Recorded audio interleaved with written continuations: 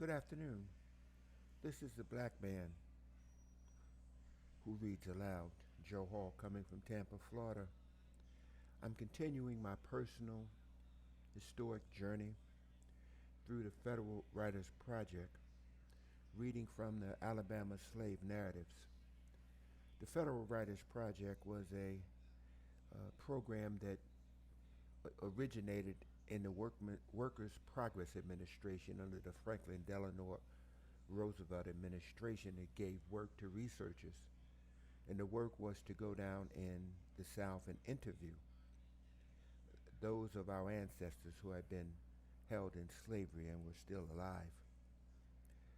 Today we are reading the recollections of Frank Smith, an interview that was uh, given to D.A. Odom, Frank Smith, Alabama Slave Narratives. Yes, sir. It's just like I tell you. I was born in old Virginia, and my old master was Dr. Constable, and he and us all lived out of peace from Norfolk, which you can see the whole ocean. I was I was right down in the Bible, just like old master's other niggas. And old Mister said it was the 6th day of January and 48 when I was born. How old that make me now? 89, going on 90. That's right. Old master, he died 8 years for the big war, and old Mrs. refugee down to Alexandria where her mammy and pappy lived and took me and Uncle Dan and Aunt Melissa with her. But she sold my mammy and my pappy and all the rest of the niggas to the man who brought the plantation, and us never did see see see him no more. I was the houseboy at old Mrs. Pappy's place. I just remembers his name, but anyhow, I don't work in the field like the other niggas. When the big war started, old Mrs. she tucked me and her children and us refugees down somewhere. There was a co-house, what they call Culpeper or something like that, and us lived in town and with some old Mrs. kinfolks, but they don't they don't want her mammy and pappy. The soldiers marched right in front of our house, right by the front gate, and they was going to Hooper's Ferry to kill old John Brown, what was killing white folks and freeing niggas for the time. That was Mr. Lincoln's job after the war, and no niggas want to be free till then. We lived closest to the big hotel what Janet Lee and his whole passel of soldiers stayed, and they had the shiniest clothes I'd ever seen. There was a fine gentleman, and old Mrs. She let me wait on him while she didn't need me to work around the house, and they give me a dime and lots of times. I shine Jenna Lee's shoes sometime, and he's allowed me a dime and said, that looks nice. Some of the Jenners, they just give me a dime and didn't say nothing, but they wasn't big men like Jenna Lee and old Master.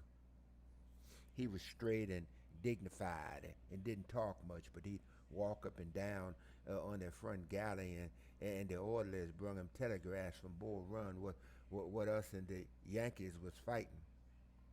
Laws and Missy, I heard him talking about Bull Run that day, and I allowed somebody, I guess somebody's bull got out, and us and the Yankees was trying to catch him and get him back in the pasture. Well, when the war got too close to us, old Missus took me and her little gal, what was older than me, and left Uncle Dan and Aunt Melissa, and we went to Lynchburg, where her mama and pappy done moved to, and us stayed with them again. But old Mistress was getting worried over the war, and when I broke her Ivy hand a dining room knife and forgot to tell her. She slapped my head nearly off and got mad and sold me to a man that lived up in Cleveland, Tennessee. Her pappy tried to keep Mrs. from selling me. He said all I needed was a good brushing, but nobody couldn't do nothing with old Mrs. when she got good and mad. My new masters wasn't like my own white folks, so I up and runned away and joined the Yankee Army and got a job working for a captain on Esseton or something like that. And him and a lieutenant somebody, we followed General Sherman clear to Atlanta and 10 miles further on, and then they turned back and marched clear back to Chattanooga, and then kept on till we got to Nashville. I sure was glad to get away from Atlanta, 'cause there was dead men everywhere you looked, and they quit fighting. They gave me a uniform, but I didn't get no gun. I fought with a frying pan. We stayed in Nashville a while, and when the war was over, Captain Esselton wanted to take me to Illinois with him and give me a job, but I didn't like the Yankees. They wanted you to work all the time, and that's something I hadn't been brought up to do. They turned me free, and I went a while a passel of General Lee's soldiers would come along, going home, and us went down and crossed the biggest river I'd ever seen. I took up on first one farm and then another till I found one I liked, and then it was 2 years after we left Nashville in 1867, and I stayed close to Baton Rouge 16 years. Lord, the cotton and sugar cane us did make on at that rich land. It's richer than the sales out in Alabama. I went to Memphis on an excursion and stayed there, doing first one thing, then another, except getting jail, and I worked as at a house painter's trade. I hear they pay good wages for painting in Birmingham, and I come here the same year all the niggas was killed in that church stampede. I got a job with Mr. Douglas Janiton at the Jefferson Theater, and him and me stayed together 3 years. I brought a wagon and sold kerosene oil for about a year till my money was all gone, and then I got a job with the Baseball Association in the year 1913. I've been with him ever since. I used to make from $8 to $15 a week, according how many times was till the depression come and I was too old to work now, so I just totes the mail and does odd jobs, and they pays me $3 a week for that. I applied for old age pension 2 years ago, but it ain't come yet. I got one boy living in Birmingham. He's 40 years old, and he don't help me near a cent.